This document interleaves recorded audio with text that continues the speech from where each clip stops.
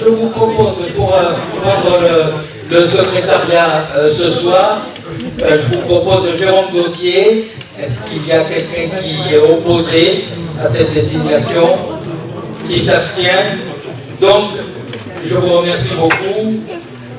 C'est notre secrétaire ce soir et je vais passer à l'appel. Donc, Catherine Bertin est représentée par sa suppléante, Madame Dos Santos. Présente, hein? Allez là, voilà, je vous ai. Daniel Boucher. Présent. Béatrice Caresco est à pouvoir à M. Gara. Didier Casimajou. Présent. Didier Charlot donne pouvoir à Madame Technay. Dominique Clavier. Andrea Dandonquière. Bernard Daney. François Doran. Jean-Marc Depuy. Mylène Doro. Bernard Dréau. Laurence Ducos. Thomas Filiat. Maryse Fortinon.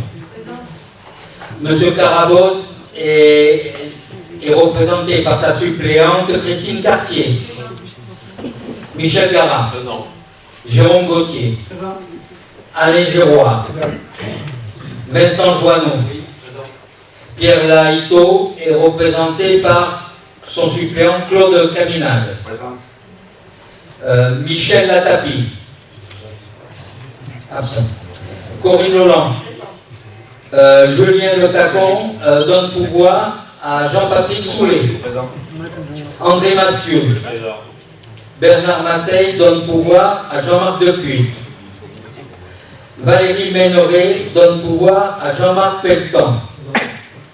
Jean-Bernard Papin. Frédéric Pédurand donne pouvoir à Madame Peigné. Patricia Peigné. Jean-Marc Pelletan. Jean-Claude Pérez.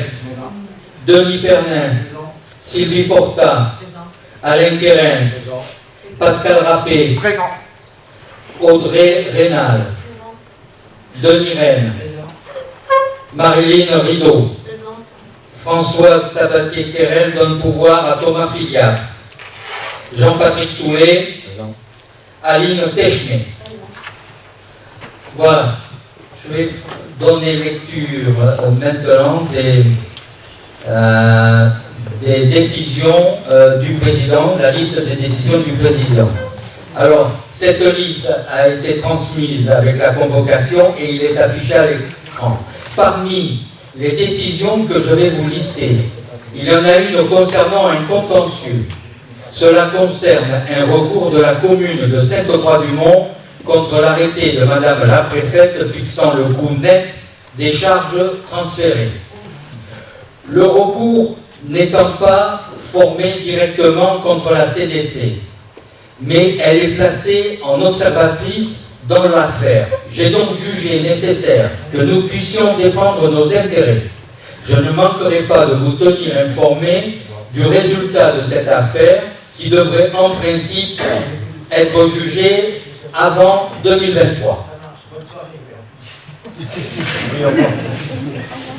Décision du président. Décision 2022-63. Attribution du marché, entretien des boucles de randonnée à l'association Adichat pour un montant maximum de 14 000 € hors taxe.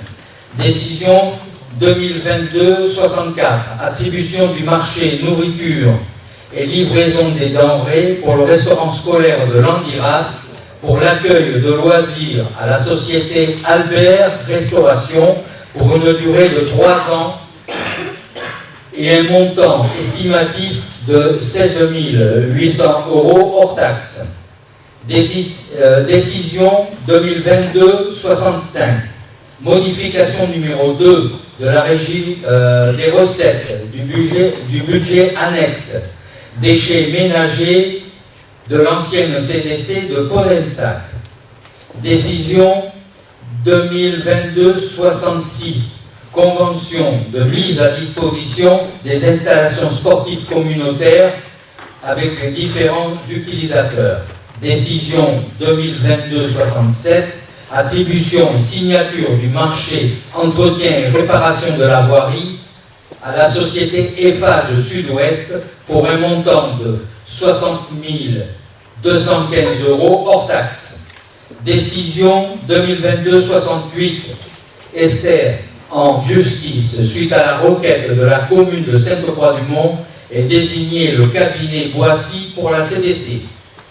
Décision 2022-69 mise à disposition du gymnase Jean-Marie Pietrac à l'association Ardus Bellator du 16 au 18 septembre 2022.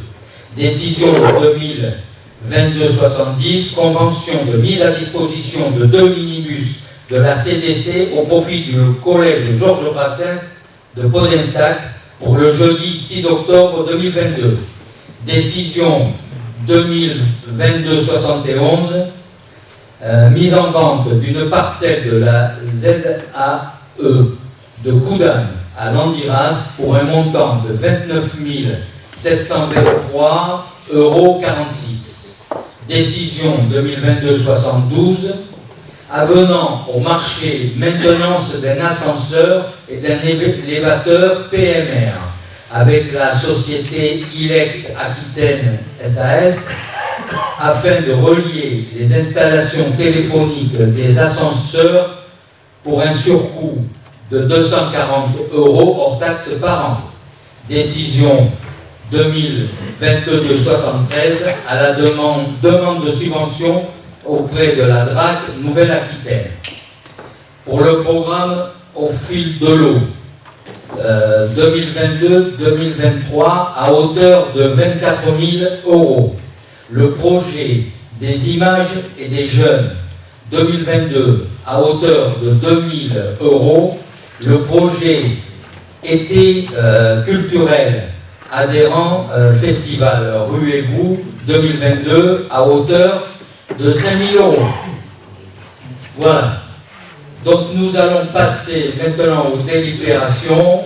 La délibération concernant le schéma communautaire pour l'inscription au plan départemental des itinéraires de promenade et de randonnée PDI. Non, mais attendez, laissez-moi finir, et puis après vous allez faire bon. PDIPR est retiré à l'ordre du jour et je donne la parole à Thomas Filiatov pour vous expliquer pourquoi nous avons été amenés à retirer cette délibération. Merci Président. Rapidement, on retire cette délibération parce que le département nous a demandé de reporter la commission départementale, la CDSI, on devait passer le 19 octobre. Exactement, la CDSI, c'est la commission départementale des espaces civiques et itinéraires. Il nous demande de la repousser à février 2023. Alors pourquoi? Il y a clairement un rétropédalage du département, pour dire les choses très clairement, qui nous demande deux choses. Il nous demande de limiter le nombre de kilomètres, ce qui nous avait jamais, il nous a jamais fait cette demande dès le départ, parce que d'autres territoires qui ont validé leur schéma sont dans des kilomètres qui sont quand même assez importants aussi. Et il nous demande de solliciter les propriétaires fonciers, ce qui devait se faire pendant le travail d'étude. Et on aurait pu très bien le faire avant, parce qu'on aurait eu le temps, surtout qu'on a la liste de tous les propriétaires. Donc il y a à aucun moment, parce que c'est une précision, à aucun moment depuis 2019, on nous a parlé de ça. On n'est pas très content, enfin en tout cas je suis personnellement pas très content envers le département. Sachez que les élus du département ont été interpellés, donc je vous tiens au courant, j'espère rapidement. Voilà. Merci Thomas. Bon, donc nous passons, il n'y a pas d'intervention sur ce sujet, donc nous passons à la première délibération, qui est une délibération concernant l'administration générale et sur la modification de la composition des commissions thématiques.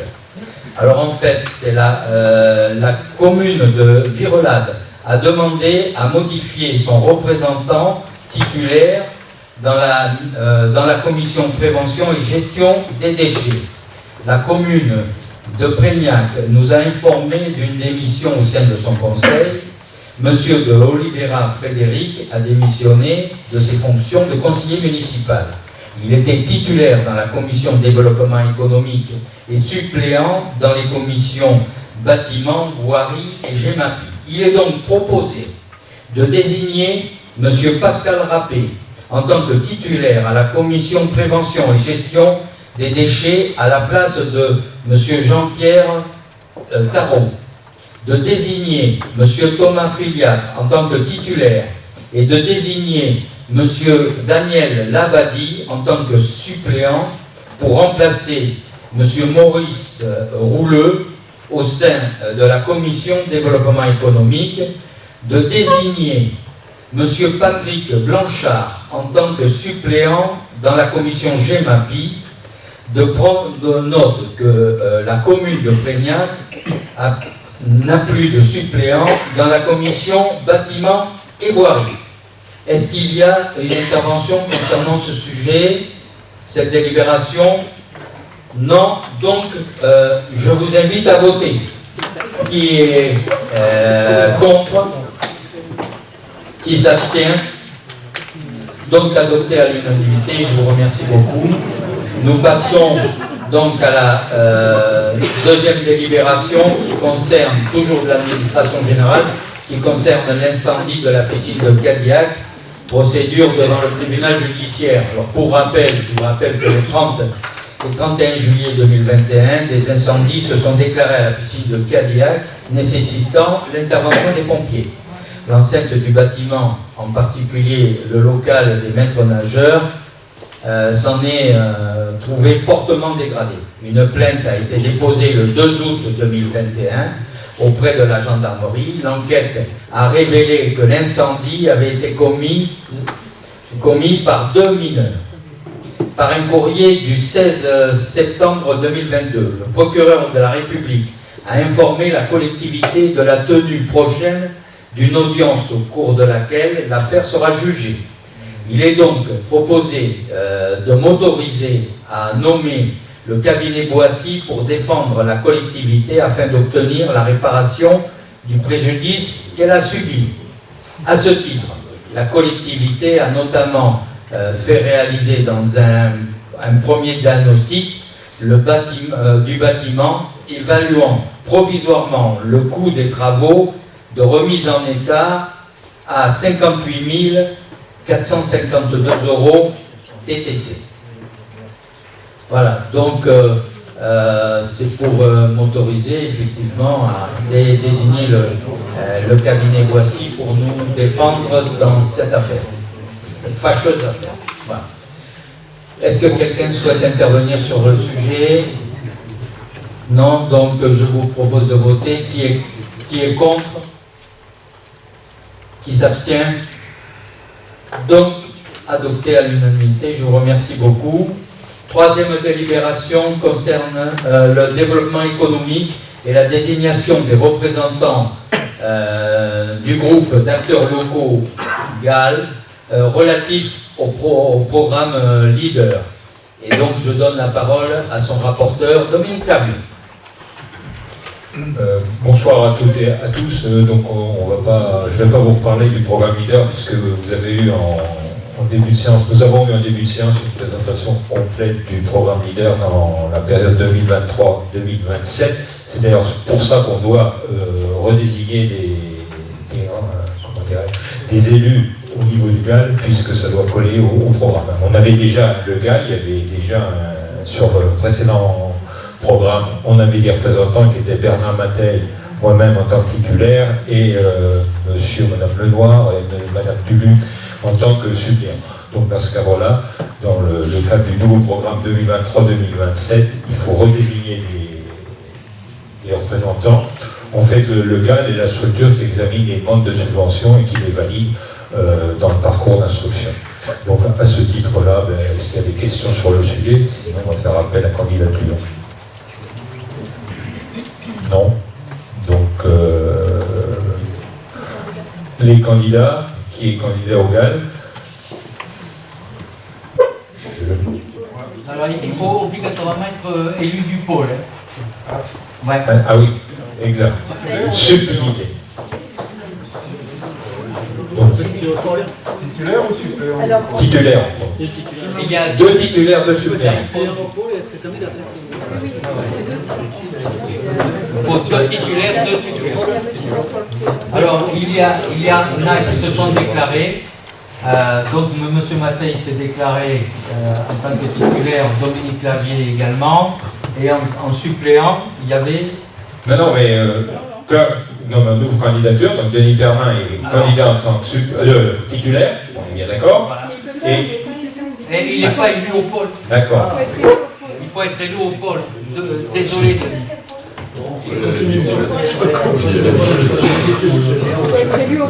Qui?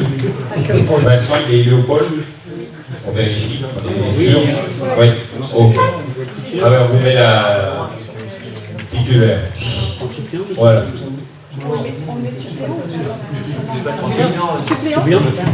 Donc, alors, Deuxième suppléant. Il nous faut un deuxième suppléant. Dernier suppléant. Un deuxième suppléant. Dominique? Ah non, mais si, Bernard. Dans la liste. Bernard. Mais il était pas le Bernard. Ah, mais voilà. Bah, c'est bon. c'est bon. C'est un peu complexe. Il faut voir. Donc, on est bien dans les élus au pôle. Donc, en titulaire, on a Bernard Mattei, Denis Clavier. En suppléant, Monsieur Joanneau, Monsieur Dréau. Monsieur Jeuneau, Monsieur Dréau. Ok. On est d'accord, il n'y a pas d'autres candidats, on est d'accord. Donc, il faut voter. Je vous propose de voter si vous en êtes d'accord à main levée, ça va aller. J'ai une remarque que je trouve étonnant que M. Mattei, qu'on ne voit jamais au niveau du conseil communautaire, puisse se présenter au GAL. Je trouve ça. Je prends en compte la remarque, juridiquement, il est toujours élu, il est représenté. Et il est vice-président du pôle au policier. Je trouve ça bizarre. Ah, on ne peut pas dire bizarre, on peut écouter la remarque, mais légalement, il peut le faire. Ok? Bon. Donc je vous propose de le mettre au vote. Qui est contre? Un vote. Qui s'abstient? Alors, Attendez, vous pouvez redire le nom, on va reprendre les bonnes habitudes. Même si vous avez un pouvoir, vous n'avez pas besoin de vous lever deux mains, en fait, on n'est jamais au pouvoir, merci. Un premier, monsieur Bernard, madame Péchenet, madame Ducos et madame Peigné. et là-bas, il me sera rappelé. On est d'accord?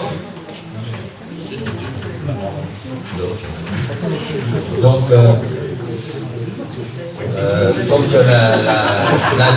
les propositions sont adoptées, le vote également. Donc, délibération suivante, pôle d'accompagnement citoyen, attribution d'une subvention à l'association Cap Solidaire qui nous a été présentée tout à l'heure. Et je donne la parole au rapporteur, Madame Sylvie Porta.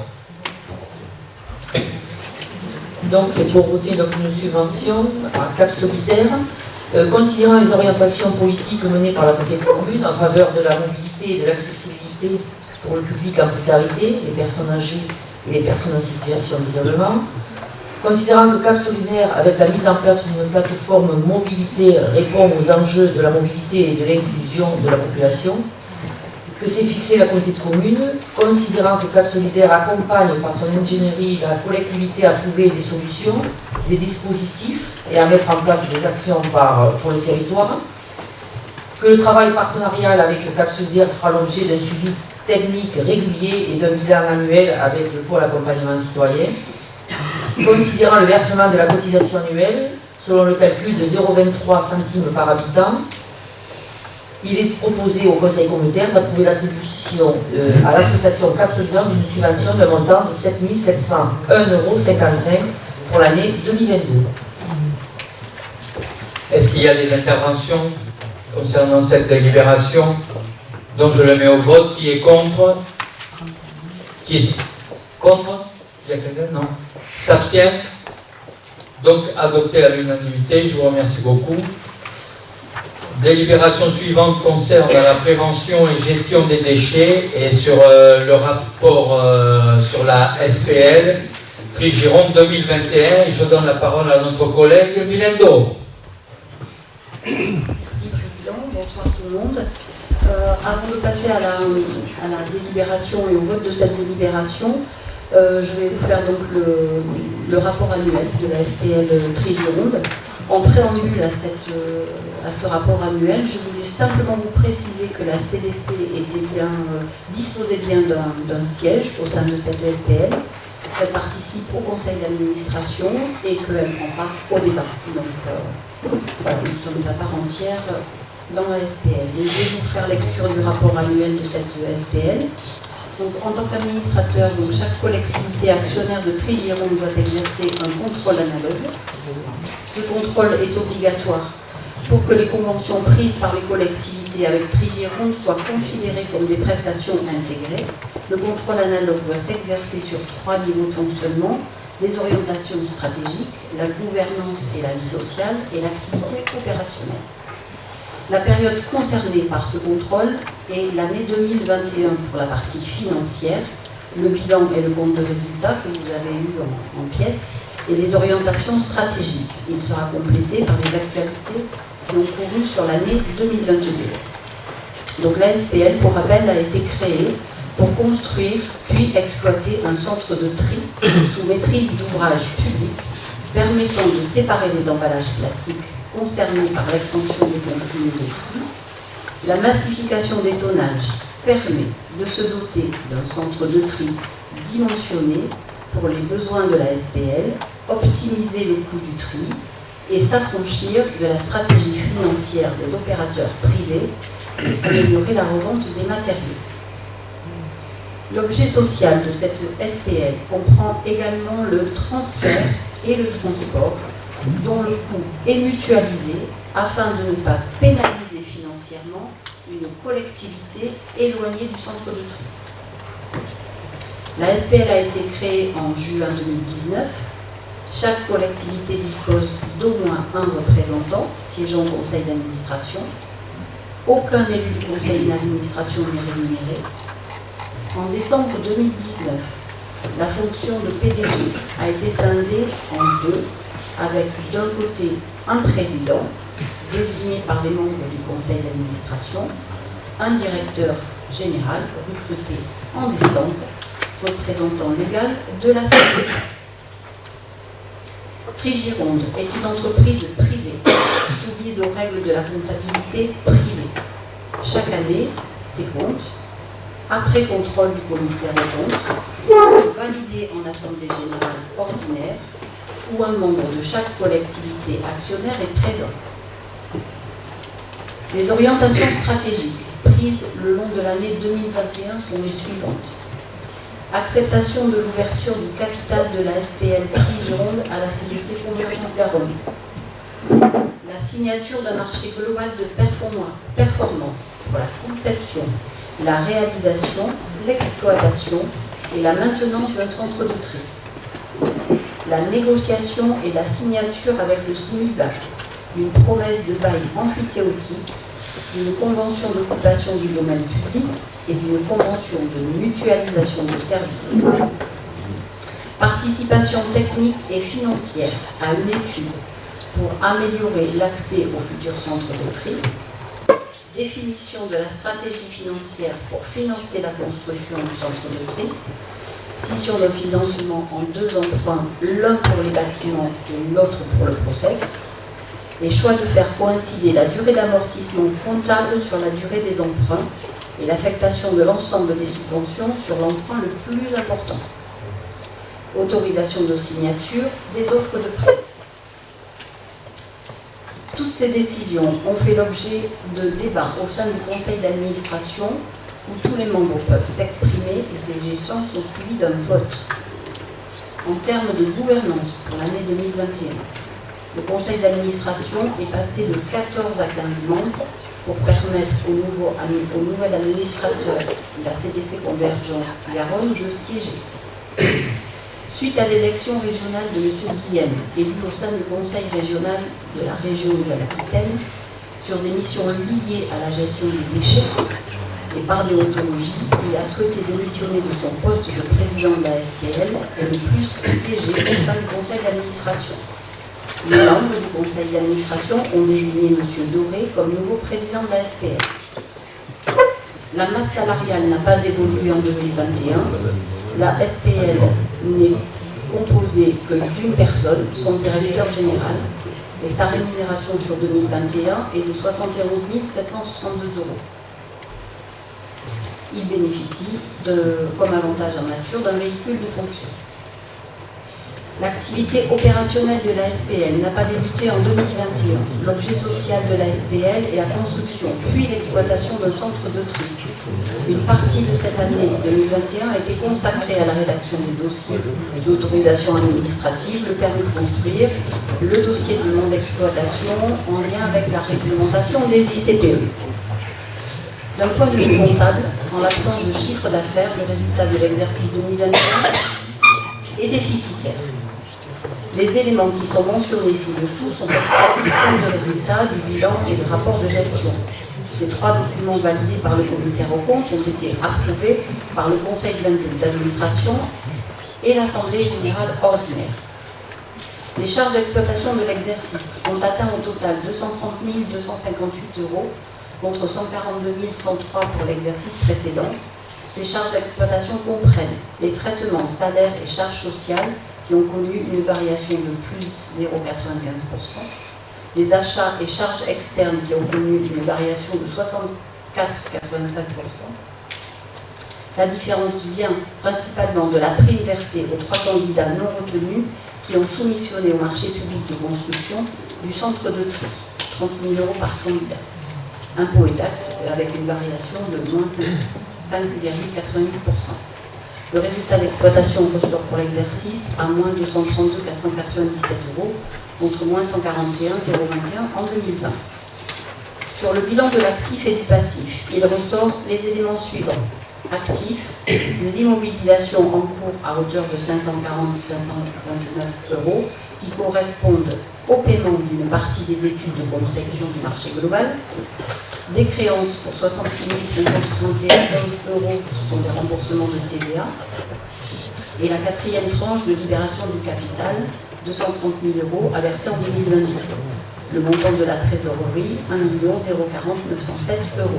Sur le passif, le capital social de la SPL, le résultat de l'exercice 2021 et celui de 2020, et les subventions perçues, qui sont à hauteur de 919 317 €. Les dettes aux fournisseurs, 116 675, et les dettes fiscales, 7 394, servicées au 31/12 et non facturées à cette date. Aucun dividende n'a été versé, aucun impôt n'est dû au titre de l'exercice écoulé. Donc, vous avez ensuite un extrait du rapport du commissaire aux comptes sur les comptes annuels en date du 7 juin 2022. Nous certifions que les comptes annuels sont au regard des règles et principes comptables français, réguliers et sincères, et donnent une image fidèle du résultat des opérations de l'exercice écoulé, ainsi que la situation financière du patrimoine de la société à la fin de cet exercice. La seule observation formulée par le commissaire aux comptes est la suivante. Sans remettre en cause l'option exprimée ci-dessus, nous attirons votre attention sur le point suivant exposé dans la note événement postérieure à la clôture de l'exercice de l'annexe des comptes concernant le recours déposé suite à l'obtention du permis de construire. L'année 2021, remontant déjà à plusieurs mois, il n'est pas possible d'évoquer le contrôle analogue sans évoquer les événements marquants de l'année 2022.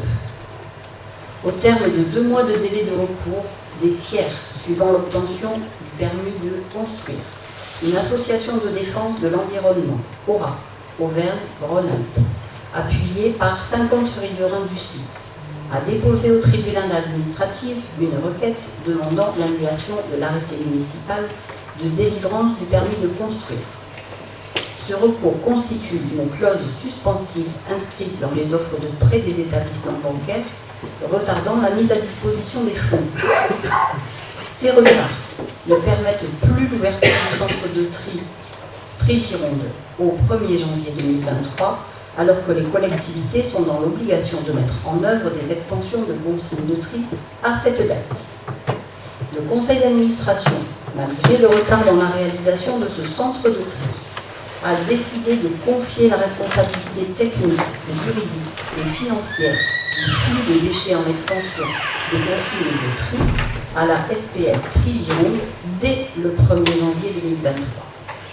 Pour ce faire, il a fallu compléter l'objet social de la SPL. Toutes les collectivités actionnaires ont délibéré pour autoriser ces modifications. Il est à noter que le conseil d'administration a choisi de mettre en application, dès le 1er janvier 2023, le projet de politique qui a conduit à la création de la SPL, à savoir la mutualisation complète des coûts. La SPL Tri-Gironde doit également faire face à l'envolée des prix des matières et notamment l'acier, en raison d'une part une demande soutenue et d'autre de la guerre entre l'Ukraine et la Russie, pays exportateurs d'acier. Le conseil d'administration a entrepris des négociations avec le groupement et a autorisé la signature d'une indemnité d'imprévision. De nouveau, à la fin de l'été, cette même association a déposé une requête en annulation et une demande de référé suspension contre l'arrêté préfectoral d'exploitation. Le 21 septembre dernier, le tribunal administratif a débouté la partie adverse sur sa demande de référé suspensif. Malgré tous ces obstacles juridiques, un contexte économique inédit, les membres du conseil d'administration ont réaffirmé leur volonté de poursuivre le projet Tri-Gironde jusqu'à son terme. Cette démarche a convaincu les établissements bancaires de poursuivre leur partenariat et il est également demandé aux collectivités actionnaires de confirmer leur garantie. C'est ce qui fera l'objet de la délibération qui suivra. Juste pour précision aussi, je ne peux pas être jugé parti et je ne prendrai pas part au vote sur ces deux délibérations qui vont suivre. Si vous avez des questions à poser, des remarques à faire, M. Villemois aussi, directeur de la SPL, il a aussi pour y répondre.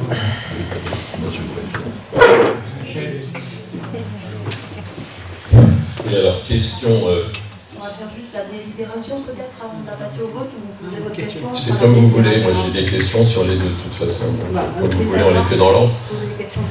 Donc là, concernant le rapport annuel, je suis un tout petit peu surpris qu'une société qui n'a quasiment pas d'activité en 2021 nous présente un rapport d'activité en octobre 2021, c'est-à-dire 10 mois après si la clôture. La clôture étant au 31 décembre, d'après mes informations, l'Assemblée générale l'approbation des comptes a eu lieu au 30 juin, c'est-à-dire la date limite dans ce cas. Donc je trouve ça serait bien si vous pouviez faire remonter l'information, si on pouvait avoir des éléments d'information un peu plus d'actualité, puisque là on est en train un peu de faire de l'histoire plutôt qu'autre chose. Donc moi j'avais une question, c'était parmi ce rapport, j'aurais bien aimé trouver un rapport sur l'actualisation des comptes d'exploitation prévisionnels qui nous avait été présenté l'an dernier. Il nous avait été présenté des calendriers de plans d'exploitation prévisionnelle entre 2021 et 2025, tout à fait intéressant. Donc bien évidemment, il ne sera pas tenu pour les raisons que vous avez évoquées. Donc j'aurais bien voulu avoir l'actualisation de ce calendrier, de ces plans d'exploitation prévisionnelle, compte tenu des nouveaux éléments, compte tenu de l'évolution des taux d'intérêt, puisque vous vous souvenez sans doute, comme l'avait fait remarquer notre collègue André Massieu, qu'on avait notamment 11 150 000, si je ne m'abuse, d'emprunt auprès de la Caisse des dépôts avec un taux variable qui a augmenté d'1% depuis l'année dernière et qui risque d'augmenter à nouveau l'année prochaine. Donc j'aimerais qu'on ait une actualisation de tout cela et qu'on nous précise, vous parlez d'une indemnité d'imprévision et j'aurais bien voulu avoir le montant de cette indemnité d'imprévision.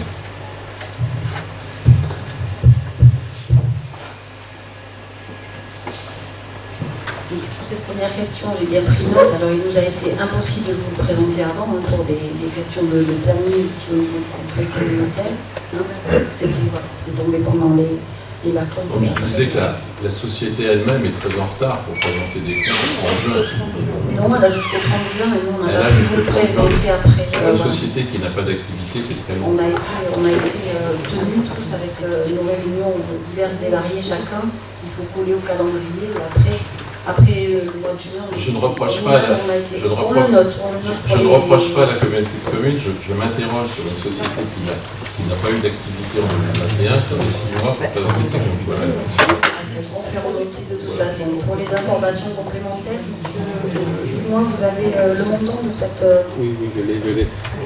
Si l'exercice est déficitaire à hauteur de 230 000 €, c'est qu'on a quand même de l'activité. Donc le comptable clôt l'exercice au 31 décembre. Après, il fait le bilan. Après, le bilan est divisé par le CAC.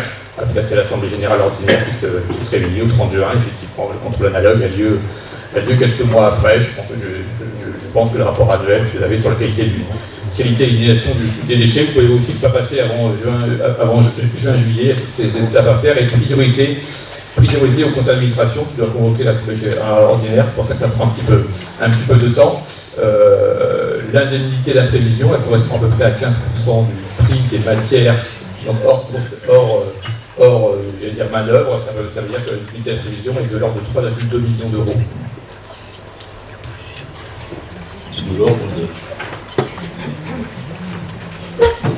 Donc il faut passer donc à la délibération. Quelqu'un d'autre peut-être a des questions? Pour passer à cette délibération donc numéro 5 sur le rapport d'activité, c'est tout simplement pour prendre acte de la présentation par le conseil communautaire du rapport de la SPL au titre de l'exercice 2023. Bon, donc on peut reprendre vos appels, puisqu'ils sont arrivés, on a des techniciens performants, voilà, dans le cadre ils ont pu le faire, tranquille. Donc, le vote est ouvert.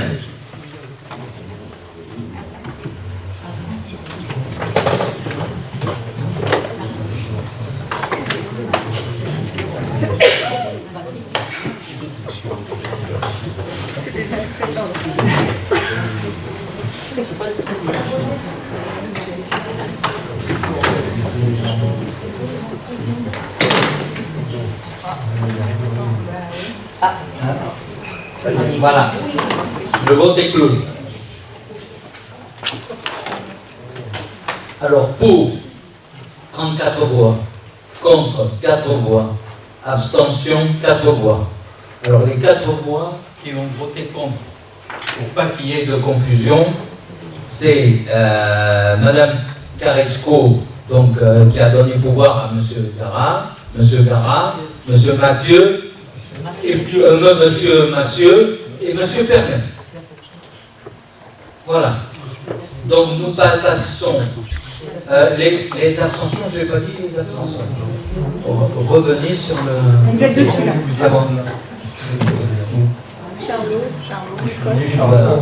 D'accord, ah oui, les abstentions, excusez-moi. Ah, il faut que je dise aussi les abstentions, d'accord.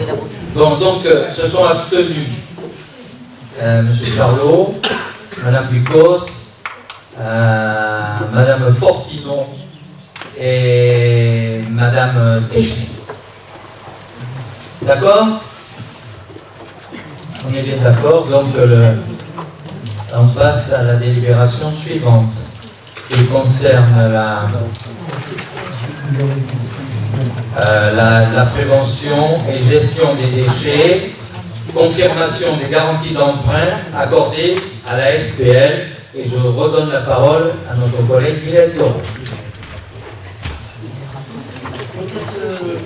Donc, à confirmer les garanties d'emprunt, comme je vous l'ai indiqué tout à l'heure, le conseil communautaire ayant été informé des recours déposés par cette association et des établissements bancaires qui souhaitent poursuivre leur partenariat avec la SPL Tri-Gironde, ils nous demandent que les garants soient informés de cette situation et qu'ils confirment leur décision d'accorder leur garantie malgré la présence du recours. Donc, je vous rappelle que nous avons délibéré sur un emprunt portant une garantie d'emprunt pour un contrat de prêt signé pour le financement des bâtiments qui a été approuvé lors du conseil communautaire du 9 mars. Une délibération portant sur la garantie d'emprunt pour le contrat de prêt pour le financement du process qui a été approuvé lors du conseil communautaire du 9 mars. Un contrat de prêt conclu entre la Banque des Territoires et la SPL de la Gironde et un contrat de prêt conclu entre la Banque Postale et la SPL Tri-Gironde. le contrat de prêt avec le numéro affilié conclu entre la Caisse d'épargne et la SPL Trigironde. Voilà, donc il vous est demandé ce soir de confirmer l'accord des garanties d'emprunt au prêt conclu entre la SPL Trigironde et la Banque des Territoires, la Banque Postale, la Caisse d'épargne et le Crédit Agricole.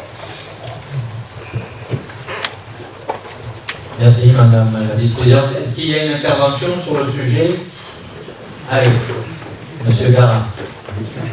Vous aurez déçu si je vous étais pas Un petit peu. Je vais essayer de faire vite. Ça paraît un sujet important. Vous parlez d'une analyse de risque. Je comprends bien qu'il y a eu une analyse de risque. Est-ce que vous pouvez nous en dire plus, puisqu'on a juste la conclusion de l'analyse des risques qu'il a faite et comment ça a été pesé pour prendre le risque, puisqu'il y a.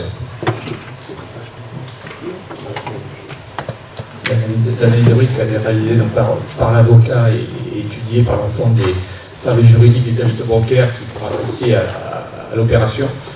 Effectivement, donc, sur le résultat d'analyse de risque, c'est-à-dire sur la procédure de fond qui a lieu sur le permis de construire. Il y a donc trois décisions possibles. Soit le juge, soit le juge donne raison à Trigironde, et puis voilà, ça s'arrête là, la partie adverse n'a pas le droit de faire appel, soit effectivement il y a un élément du dossier qui est régularisable par permis modificatif, donc on dépose un permis modificatif, ou soit le juge annule l'arrêté municipal, qui délivre le permis de construire, et comme la procédure n'est pas suspensible, finalement Trigironde est condamné à ne pas pouvoir redéposer un permis de construire. C'est-à-dire qu'il ne pourra pas refaire des travaux sur son équipement. Voilà, dans l'attente de la régularisation du permis, parce qu'il est interdit en France de redéposer un permis sur un permis qui a été annulé. Voilà, donc c'est l'analyse de risque qui est faite. La crainte était donc que la force publique ait la possibilité de détruire l'outil, hein, c'était la grosse crainte. Et donc en France, il y a 14 possibilités où la force publique peut intervenir pour détruire un équipement. Et Trigironde ne rentre dans aucun de ces 14 cas. Donc l'outil de production restera. Voilà, la décision qui serait peu probable, qui peut arriver, ça serait donc une annulation de permis qui nous empêcherait de déposer un nouveau permis. Trigironde n'ayant pas l'objet de refaire des travaux suite à l'investissement qu'il vient de faire. Voilà, donc c'est pour ça que les élus du conseil d'administration ont demandé de poursuivre le projet. Que les banques ont suivi également cette risque, le risque étant existant, mais étant très faible. Voilà. Donc je tiens quand même à préciser que Trigironde refait un centre de tri sur une parcelle où le centre de tri existe depuis 2002 sur une ICPE soumise à autorisation, où il y a déjà 3000 m², on refait 3000 m², donc voilà, c'est quelque chose qui n'a jamais posé de problème et qui, je ne vais pas polémiquer du tout, hein, mais vous avez par le libellé compris que l'association qui arrive de Clermont-Ferrand, vous connaissez de nulle part Saint-Denis de Pile, qui a été appelé pour venir, pour intervenir. Hein, c'est pas du tout les riverains qui l'ont appelé, c'est quelqu'un qui a appelé pour que Trigironde ne se fasse pas. Voilà, donc le dossier a été. Qu'est-ce que vous voulez dire par là? Je suis factuel, c'est tout. J'ai rencontré le président de Haut-Rhin Environnement, qui a clairement dit que quelqu'un l'a appelé pour venir. Ce n'est pas, je veux dire par là, c'est que ce pas les riverains qui ont appelé une session de défense environnement. Ils auraient été. C'est absolument pas facile comme ça. Ils n'auraient pas été si loin, ils auraient appelé une session de défense du coin. Personne ne l'a appelé à ma connaissance. Et bien, la mienne, c'est pas moi, c'est pas le cas. Moi, je vous le dis que c'est pas les riverains qui ont fait une session de défense. C'est les riverains qui ont été tapés à la porte des riverains pour demander à justifier comment ça s'est passé. Attendez, je vais vous expliquer comment ça s'est passé, parce que je ne peux pas laisser dire que monsieur a l'intention de dire que c'est moi qui suis à l'origine de cette conférence. J'ai l'habitude quand même d'entendre les choses. C'est un peu gros la ficelle là. C'est quelqu'un qui est intervenu à la suite d'un article qui est paru dans le Républicain, après une intervention que j'avais faite dans le Conseil communautaire pour m'opposer à cette société, à l'adhésion de notre communauté à cette SPL. Voilà comment il est intervenu, et personne n'est allé le chercher, moi ni un autre parmi les élus de la communauté. Donc on ne peut pas raconter n'importe quoi non plus. Vous avez l'air de dire tout à l'heure que les banques ont suivi, les banques suivent, parce qu'ils redemandent une garantie d'emprunt. On est d'accord, il y avait bien un risque, c'était bien dans les conditions suspensives. On est bien d'accord là-dessus, donc ils ne prennent pas plus trop de risques, puisqu'ils ont demandé une garantie. En ce qui concerne les analyses de risque, c'est très bien, mais il y a quand même un risque pendant. Vous dites qu'il n'y a pas de risque par rapport à la démolition. démolition, je suis d'accord avec vous, parce que compte tenu des critères de démolition, c'est certainement le cas, il peut y avoir des risques sur des retards, il peut y avoir des risques sur des modifications à faire, il y a un certain nombre de risques qui existent, et moi je pense qu'on n'a pas à prendre ce genre de risque dans une collectivité. Un risque que l'on, et là je m'adresse à mes collègues, que l'on ne prendrait pas, pour mes collègues maires, est-ce que vous prendriez ce risque, interrogez-vous là-dessus, et en tant que particulier, est-ce que vous le prendriez? Voilà tout ce que j'ai à dire. On prend un risque, il faut le savoir, on prend des risques dans cette affaire SPL depuis le début, et on continue, et on va voir très bien que ça ne va pas fonctionner comme on l'avait prévu, et moi je ne prendrai pas à votre place. Je pense que même si vous êtes favorable à la SPL, vous devez, avant de faire ce vote, vous interroger exactement si, en tant que maire, vous prendriez ce risque, si vous avez construit un bâtiment sur votre commune, ou en tant que particulier, vous le prendriez. Vous le prenez ou vous ne le prenez pas. Et ça ne vous empêche pas d'être pour la SPL, mais dans le cas précis, je ne prendrai pas ce risque de toute façon. Merci. Est-ce qu'il y a une autre intervention? Merci beaucoup. Monsieur Massieu.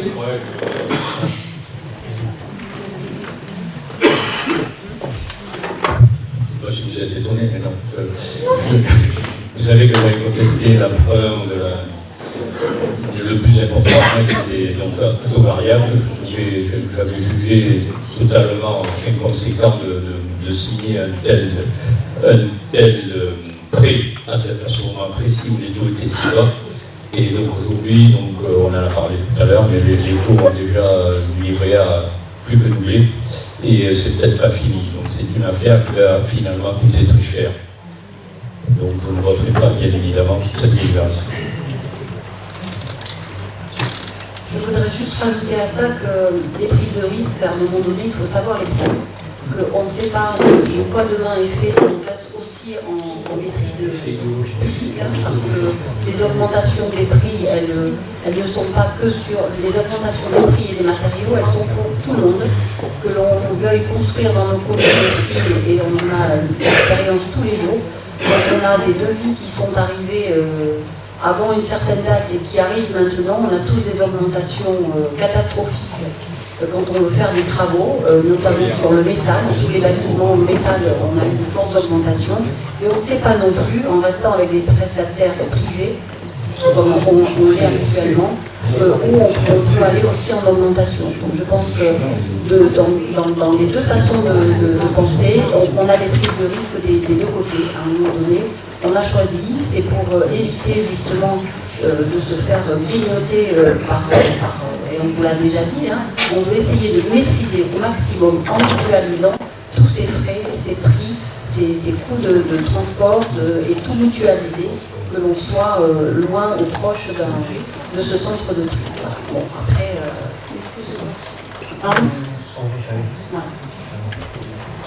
Merci beaucoup, Madame la Vice-Présidente. Est-ce qu'il y a une autre intervention? Oui. Je suis désolé d'arranger les débats, je ne voudrais pas être cruel vis-à-vis de M. Guillemot, mais vous comprendrez le procès-verbal du 9 mars, dans lequel il nous signalait que la prise de risque du taux variable était particulièrement limitée.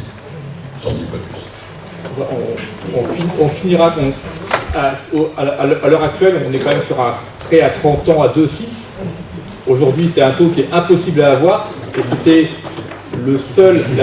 la seule banque capable de répondre sur un prêt aussi long. C'est pas ça dont je parle. Non, voilà, je dis pas parce que pour vous avez dit que les risques étaient limités. Les risques sont limités par rapport à un taux variable classique aujourd'hui. C'est le livret A, ça va être quelque chose qui est extrêmement contrôlé. Mais non, je ne dis pas. Laissez-vous acceptez-le. Allez, juste une dernière intervention. Ce qu'on peut constater également, c'est qu'avec notre prestataire privé, on a déjà subi des augmentations très conséquentes. Donc les augmentations, qu'on soit avec la SPL ou avec le privé, on sera obligé de les subir. Juste un commentaire particulier. Moi, je vous invite tous à regarder sur Internet le site d'Euroenvironnement, parce que la personnalité du président, dirigeant, je ne sais pas comment l'appeler, m'interpelle. Donc je vous invite à consulter. Merci. Bon, donc s'il n'y a pas d'autres interventions, je crois qu'on a suffisamment d'interventions sur ce sujet. Je vous propose de voter. Donc le vote est ouvert. Laurence Dos Santos, appuyez bien fort. Voilà, le vote est clos. Donc 28 pour, 8 contre, 6 abstentions. Alors, se sont abstenus Mylène Doro, Marie Fortino, Christine Cartier, Alain Gérois, M. Pédurand et Mme Peigné.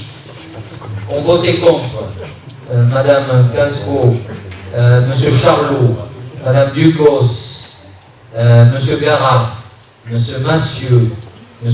Pernin, M. Raffé et Mme Technay. On est bien d'accord? Voilà. On passe à la délibération suivante qui concerne la prévention et gestion des déchets, modification des 3 règlements de collecte de redevances d'enlèvement des ordures ménagères sur les communes de la rive gauche, les communes ex-Coteaux de Garonne et d'Escoussan, sur les communes de l'Estiac-sur-Garonne, Pamiers, Rions et Cardan. Je donne la parole à notre collègue Mylène Doro. Vous savez tous que sur ces trois, il y a 3 règlements de collecte et de facturation des déchets ménagers. Un sur la rive gauche, un sur les ex-Coteaux et un sur Escoussan, Lyon, Pamiers, l'Estiac, Cardan. Et donc nous avons travaillé en commission. Parce que chaque règlement prévoit des périodicités de paiement différentes. Et en vue d'harmoniser et dans un souci de plus de cohérence et d'égalité de traitement sur le territoire, il a été proposé la mise en place d'une seule périodicité pour les prélèvements sur chacun des territoires, à savoir passer à 10 mensualités pour que tout le monde soit à la même équité. Voilà. Donc, il vous est demandé par cette délibération de pouvoir apporter les modifications nécessaires sur les règlements concernés de la rive gauche et des communes de l'Estiac, Pamiers et Rions, et de modifier donc tous ces règlements avec le passage à 10 prélèvements sur tout le territoire de la communauté de communes. Voilà, il faut dire que ce travail a été fait en commission aussi et validé par la commission des ordures ménagères. Merci Madame la Vice-Présidente. Donc, est-ce qu'il y a des interventions? Non? Donc, le vote est ouvert.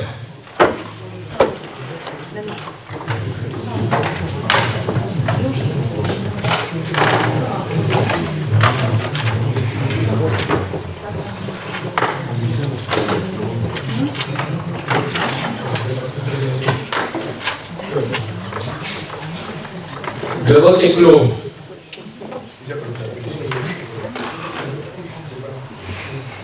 Pour 42.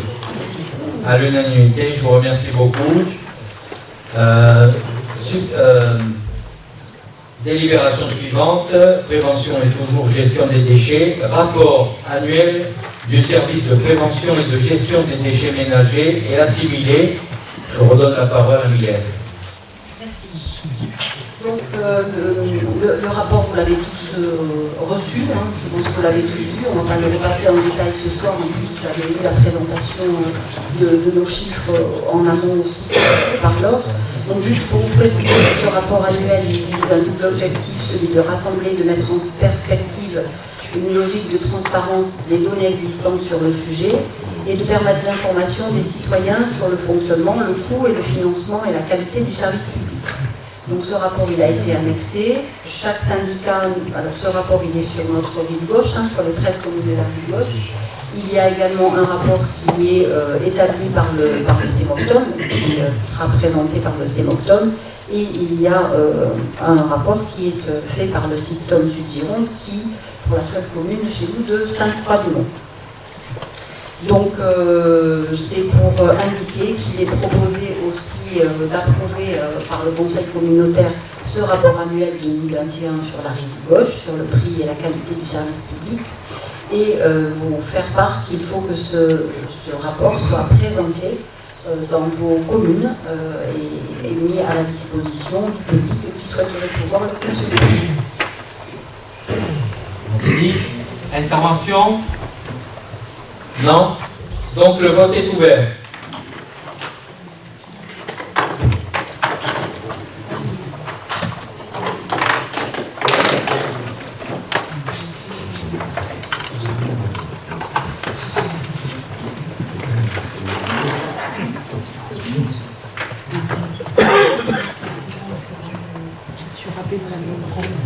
Corinne, le nom? Et Pascal rapide. Le vote est clos. 42 pour, je vous remercie beaucoup. Délibération suivante. Ouais, c'est ça. C'est modification de l'organisation de la filière des DEEE à compter du 1er juillet 2022. Mylène. Les déchets du DEEE, et donc les D3E, comme on les appelle vulgairement en déchets, ce sont les déchets d'équipements électriques et électroniques que l'on trouve donc sur la déchetterie. Ce sont tous vos appareils, machines à laver, enfin tout ce que, et qui sont dans des containers, sur la déchetterie de Virlade.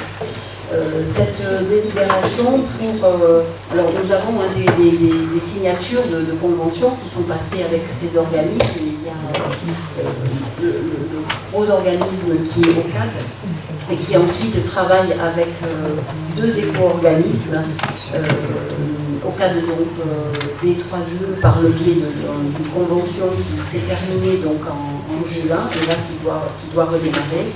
Donc il faut que l'on autorise le président à signer un contrat relatif à la prise en charge des déchets d'équipement de ces D3E qui sont collectés sur la déchetterie et à la participation financière, enfin il participe aussi quand ils sont collectés, on a une participation financière aux actions de prévention avec l'éco-organisme écologique en tant que référent, ainsi qu'avec l'éco-organisme écosystème dans le cas où il y aurait un changement d'éco-organisme. Nous avons deux conventions à signer pour la partie qui va aller donc de 2022 à décembre 2027 pour la reprise de ces matériaux sur la déchetterie.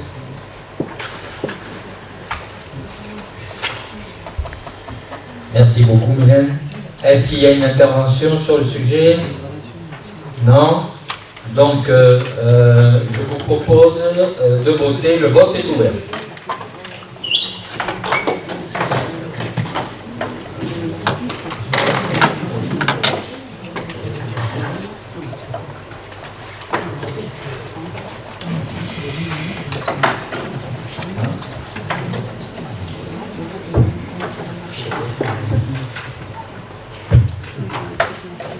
Le vote est clos.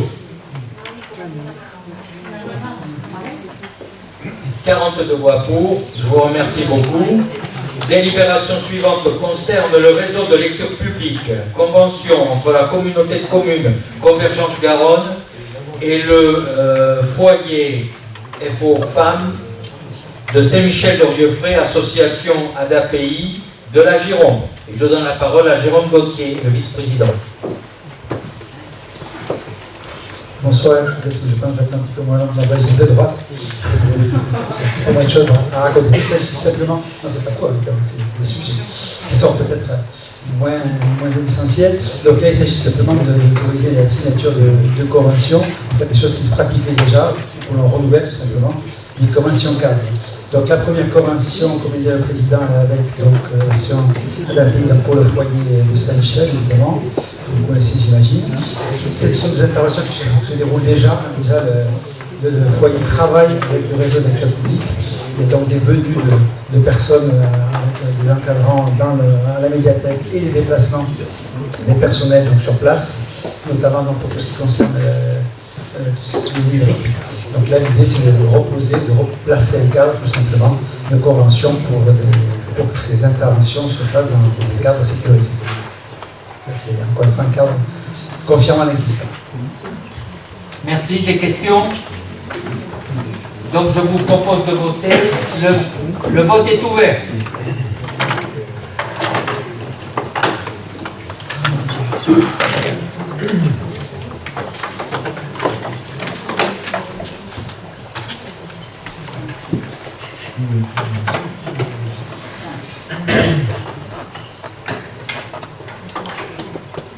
Marie de Lambert.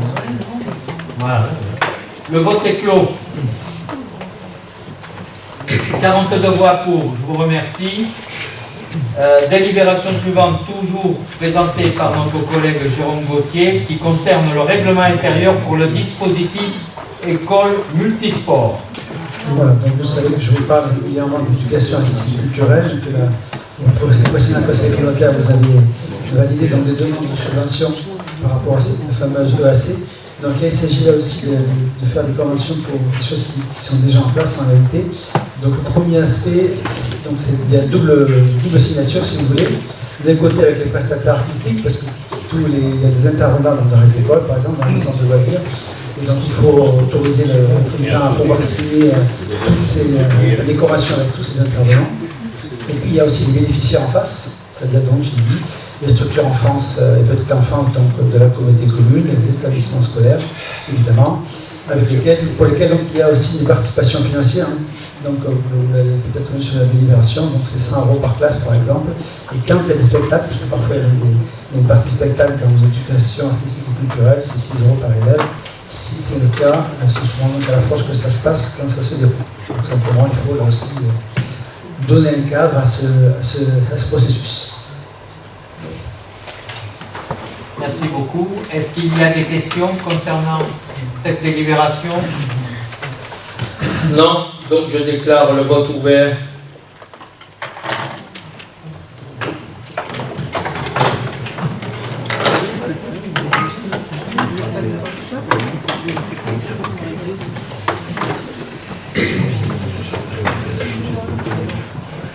Le vote est clos. 42 voix pour, je vous remercie beaucoup. Délibération, toujours le règlement intérieur pour le dispositif école multisport. Jérôme Gauthier, toujours.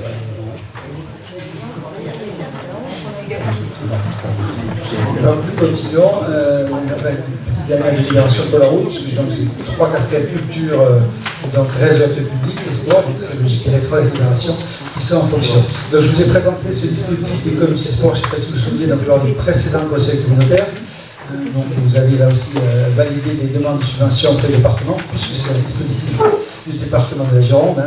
En 2 mots, il s'agit donc de permettre à des enfants entre 6 et 11 ans de découvrir des activités sportives dans le cadre de centre de loisirs communautaire. Très concrètement, ça se passe le mercredi matin. Mais là aussi, il faut un cadre, c'est ce que dit le département, pour toutes ces activités. Et donc, en particulier, ce qui est important dans le petit règlement que vous avez reçu en pièce jointe, c'est le fait que les familles s'engagent à l'année. En fait, ce n'est pas des choses ponctuelles, il y a un engagement à l'année puisqu'il y a tout un processus pédagogique derrière. Voilà, tout simplement. Et pour information, la commission sport a validé évidemment ce règlement.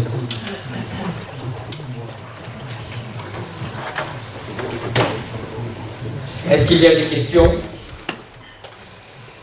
Donc, le vote est ouvert.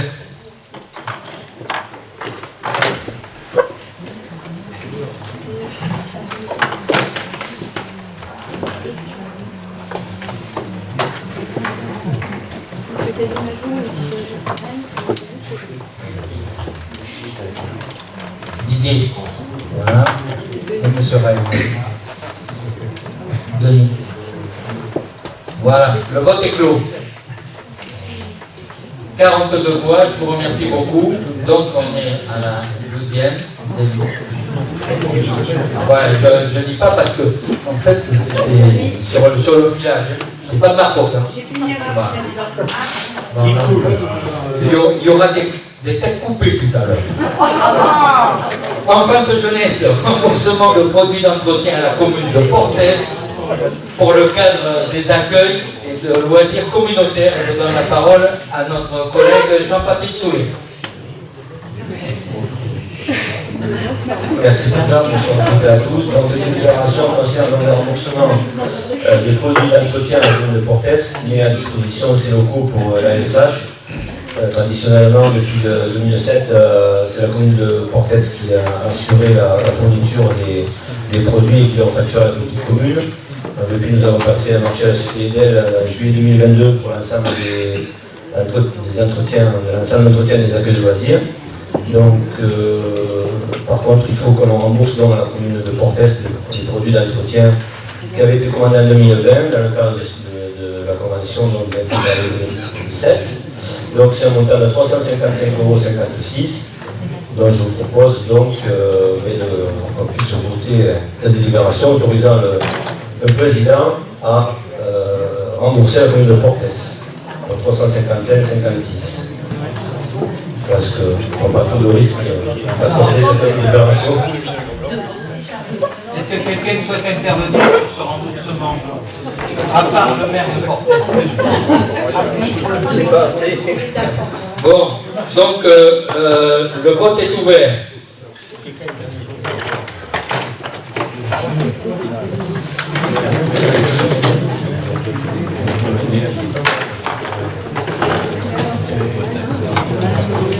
Le vote est clos. 42 voix, je vous remercie. Délibération suivante concernant les finances, budget annexe déchets ménagers de Podensac M4 avec TVA 6,636. Vote d'une décision modificative 2022-001 et je donne la parole à mon collègue Dominique Cabine. Il s'agit des écritures préalables pour que vous puissiez tout à l'heure, si vous souhaitez bien entendu, valider le marché concernant l'achat de bacs. Donc on a été amené à faire une décision modificative pour deux raisons, puisque initialement on avait prévu, j'allais dire, deux packages, un paquet livraison et un paquet fourniture. En fait, le marché a été d'un seul tenant. Donc il faut reconstituer la masse. Et deuxièmement, il faut l'amender puisqu'il est un peu supérieur à ce qu'on avait prévu au moment de l'écriture de budgétaire. Et pour ce faire, on a effectivement passé des écritures qui concernent les dépenses imprévues. Vous m'avez positionné 32 000 €, donc on les rapatrie sur ce budget-là. On rapatrie également des honoraires d'avocats pour 10 000 € qui étaient provisionnés à titre de précaution. Et sur le deuxième volant, on a effectivement aussi annulé l'écriture prévisionnelle qui était sur la déchetterie, le projet de déchetterie verte de Prégnac, qui ne sera pas réalisé cette année, de façon à ajuster les comptes, puisqu'on ne peut pas passer un marché public si on ne s'est pas assuré que les fonds étaient disponibles, et sur les bons articles. Voilà l'objet de la délibération que vous avez à voter. Est-ce qu'il y a des questions? Non, donc je déclare le vote ouvert.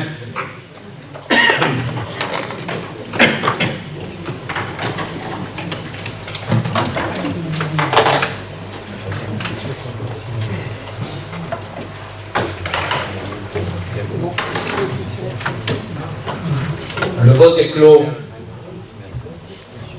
42 voix, je vous remercie. Le point suivant concerne les ressources humaines. C'est la demande d'autorisation d'ouverture d'un poste au service tourisme sur un grade d'attaché territorial et d'un poste d'assistant de la DGS et des élus sur un grade d'adjoint administratif. En fait, sur le grade qui concerne le tourisme, notre attaché, qui était responsable de cette fonction, arrive au terme de son contrat qu'elle ne souhaite pas renouveler à la fin de l'année.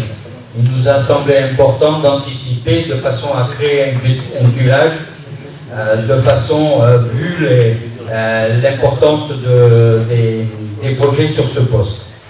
Et puis, par ailleurs, il y a le recrutement de l'assistante auprès de la DGS et des élus qu'il convient de transformer effectivement, celui-ci était ouvert en adjoint administratif deuxième classe et il faut le transformer en adjoint territorial. Voilà, tout simplement. Est-ce qu'il y a des questions? Oui?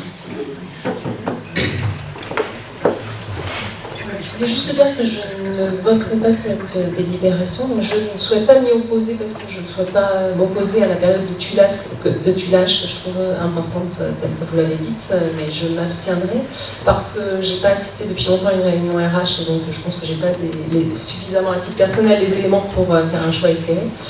De plus, je comprends bien la montée en compétence de nos agents et ça, je la trouve pertinente et j'en suis convaincue. Cependant, et je l'ai déjà dit, j'ai du mal à comprendre la cohérence entre la montée en compétence de nos agents, un changement de catégorie, et le fait qu'on fasse appel régulièrement à des cabinets extérieurs, etc. Voilà, c'est la raison pour laquelle je m'abstiens. Là, en l'occurrence, sur les cabinets extérieurs, sur ce type de poste, pas du tout. Non, mais sur la montée en compétence. Ah, la montée en compétence. Mais vous savez, sur le poste, sur le poste sur l'intégration d'agents auprès de la DGS, c'est à la demande expresse de l'agent. Et l'agent a souhaité, dans son déroulement de carrière, d'ailleurs, elle va être moins rémunérée, mais elle souhaitait prendre ce poste-là qui l'intéressait. Comme il y a des gens qui changent de carrière à un moment, qui donnent une autre orientation, donc on a respecté ça. Et concernant le tourisme, bien évidemment, je l'ai dit, les enjeux sont tellement importants que le tuilage nous paraissait indispensable. C'est la raison pour laquelle je précisais que voilà. je ne voterai pas contre. D'accord. Donc s'il n'y a pas d'autre intervention, le vote est ouvert.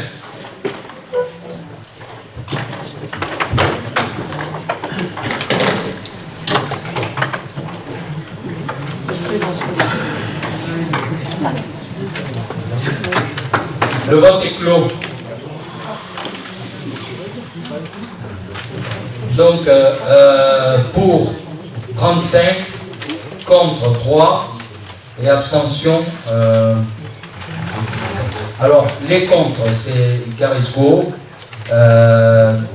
Monsieur Gréau et Monsieur Garat. Sur l'abstention, Charlot, Madame Ducos, Monsieur Rappé et Madame Téchi. Voilà, je vous remercie. Délibération suivante concerne les marchés publics.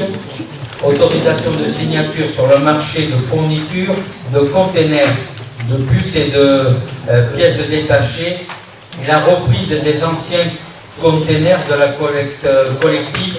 Je donne la parole à notre collègue Mylène Doron. Alors, comme l'a dit Dominique tout à l'heure, la décision notificative a été faite sur ce marché et tout est dit dans le titre. Nous avons lancé une procédure d'appel d'offres qui a été lancée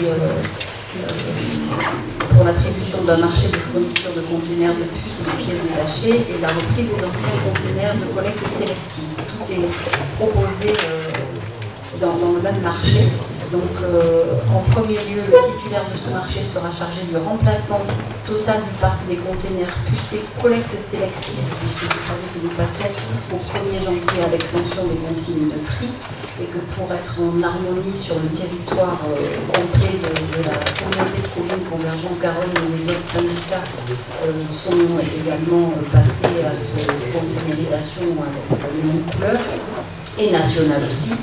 Donc nous avons pris la tâche de mettre le remplacement total des containers pucés avec la livraison à domicile aux usagers, la reprise et le traitement des anciens bacs. Ensuite, le titulaire du marché sera chargé du renouvellement ponctuel des containers de collecte sélective d'ordures ménagères, selon les besoins de la collectivité, puisque nous avons de nouveaux arrivants, il y a aussi des casses et ces bacs seront livrés par contre là directement à la CDC. Ils seront livrés au domicile que pour le passage aux extensions de consigne de tri, donc sur le tri sélectif. Donc le marché prend la forme d'un accord cadre à bon de commande Et la commission d'appel d'offres qui s'est réunie donc, le 4 octobre dernier a attribué le marché à la société Quadria au vu du rapport d'analyse et des offres que vous avez reçues. Donc il conviendra donc désormais d'autoriser Monsieur le Président à signer ce marché avec cette société. Le montant estimé du marché est de 640 708,82 € sur une durée totale de 4 ans et décomposé sur 426 258 € pour le remplacement total du parc de conteneurs pucés de collecte sélective de la collectivité avec la livraison au domicile des usagers, une recette de 9 520 € pour la reprise et le traitement des anciens bacs qui sont récupérés directement chez l'usager et 223 970 € pour le renouvellement ponctuel donc des conteneurs de collecte sélective d'ordures ménagères selon les besoins de la collectivité sur la durée restante du marché. Voilà. Est-ce qu'il y a des questions? Non? Donc je vous propose de voter. Le vote est ouvert.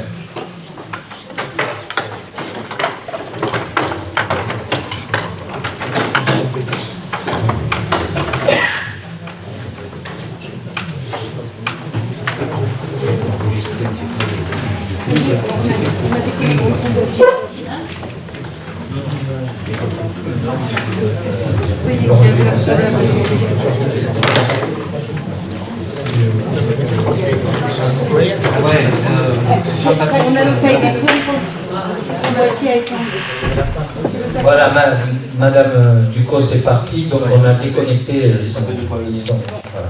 Le vote est clos. Donc 40 voix pour et une abstention. L'abstention, c'est M. Rappé. Voilà.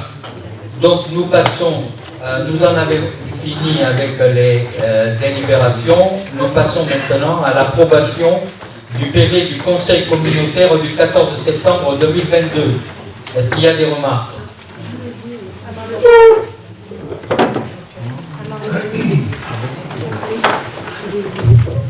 Petite remarque sur la forme des erreurs dans ce rapport.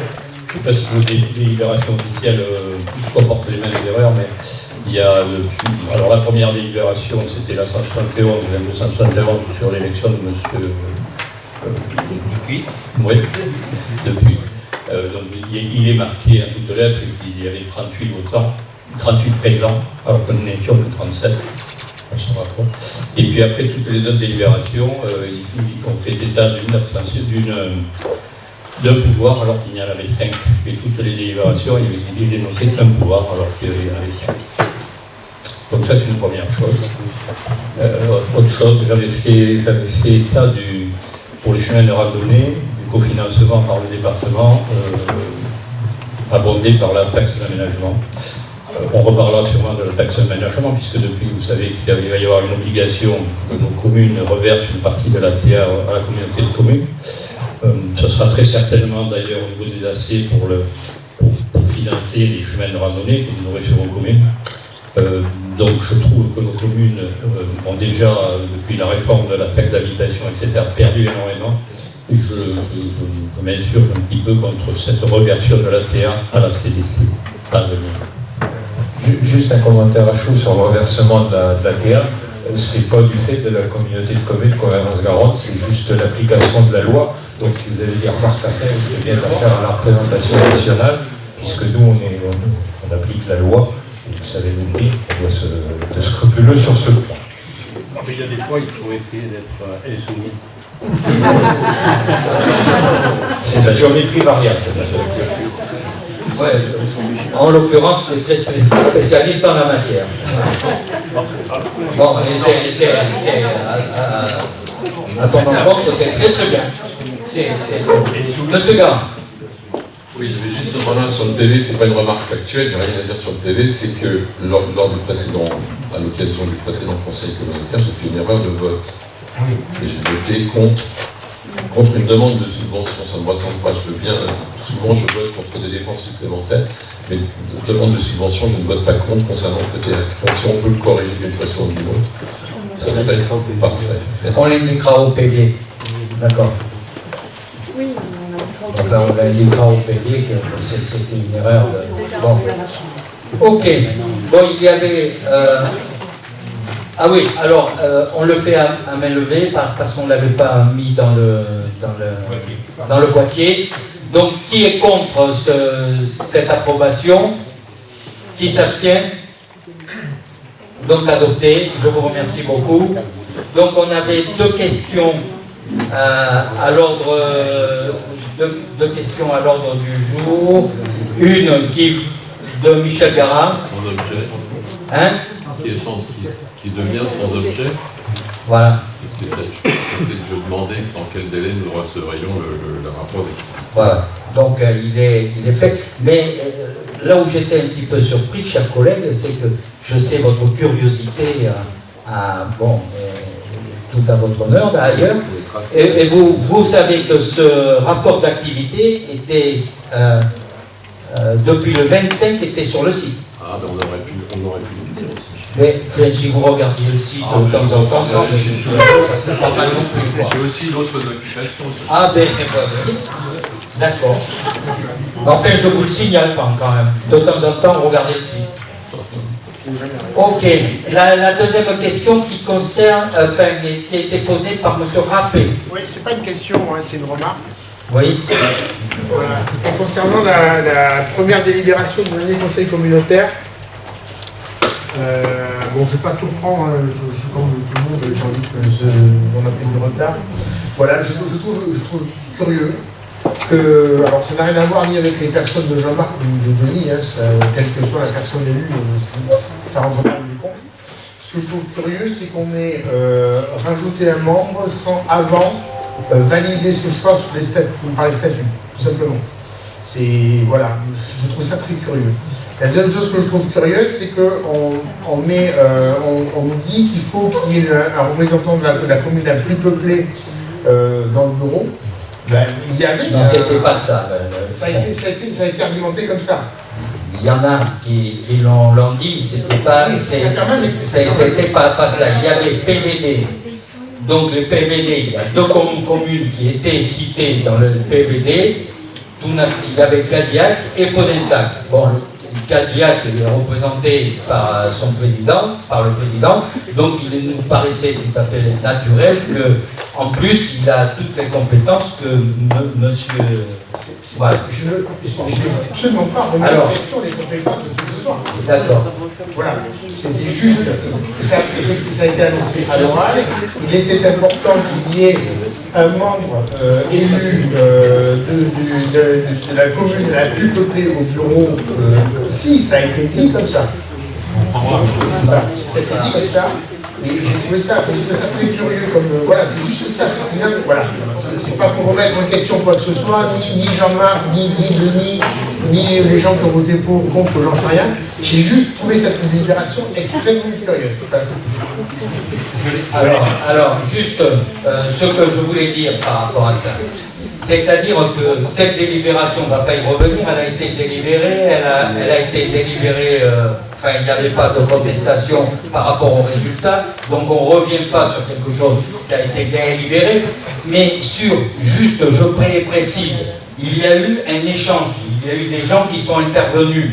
Si effectivement il y avait eu quelqu'un qui avait souhaité à un moment dire est-ce qu'on peut s'exprimer sur l'élargissement du bureau, mais personne n'a émis cette éventualité. Non, M. Garat, je discute avec M. Rappé, c'est M. Rappé qui a posé la question.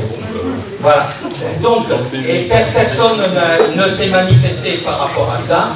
Donc, il n'y avait pas d'utilité en plus. En plus, il faut savoir que quand nous donnons une délégation particulière, puisqu'il y a une mission qui est confiée à... Normalement, on l'intègre, enfin, de fait, il est intégré au bureau. Voilà, mais c'était simplement, voilà. Vous venez de répondre à une question, en fin de compte, qui aurait dû être simplement dans l'explication de la délibération. Il n'est pas question de refaire une délibération, c'est pas du tout ce que j'ai demandé. Non, elle n'aurait pas été faite. Non, je ne l'ai pas demandé. D'accord. Bon, Très bien. Alors, juste, j'avais une information importante. Le prochain conseil communautaire, il va y en avoir un très prochainement, le 26 octobre prochain. Et celui du mois de novembre se tiendra le 23 novembre à la place du 16 novembre, comme prévu initialement. Voilà. Donc il y aura le 26 octobre prochain, conseil communautaire, et le 23 novembre, conseil communautaire au mois de novembre. D'accord? Président, le 23 novembre, c'est le salon des maires à Paris. Ah oui, alors il n'y aura pas parce qu'il y a le salon des maires. Ça sera la semaine d'après alors. Parce qu'il y a le salon des maires et il y a un certain nombre de collègues qui y sont, dont votre serviteur. Je voulais juste vous dire avant de conclure un petit mot. Alors avant de terminer ce conseil, je veux saluer Valentin Foreau qui va à la fin de ce mois quitter la collectivité. Vous le connaissez tous car il est présent lors de nos conseils. Vous savez peut-être moins qu'il a été pendant 6 ans notre graphiste et notre photographe. C'est à lui que l'on doit les affiches, flyers et photos qui servent à l'image de notre communauté de communes. Il est arrivé à la communauté de communes des Coteaux de Garonne pour un stage dans le cadre d'un BTS de communication. Il a bénéficié dans la continuité d'un contrat d'aide à l'emploi qui lui a ouvert les postes d'un emploi permanent et un statut de fonctionnaire. Un cheminement idéal qui lui a permis de devenir un professionnel de la communication. Il va maintenant écrire son histoire professionnelle et personnelle du côté de Toulouse à la mairie de Saint-Jean, une commune du nord de l'agglomération toulousaine. Heureux Saint-Jeanais qui vont voir arriver dans leur mairie un garçon très talentueux. Au nom du conseil et en mon nom personnel, je te souhaite, Valentin, toute la réussite et le bonheur possible dans ta nouvelle vie. Et merci beaucoup pour tout ce que tu as donné à la CDC Convergence Garonne. Vous pouvez l'applaudir.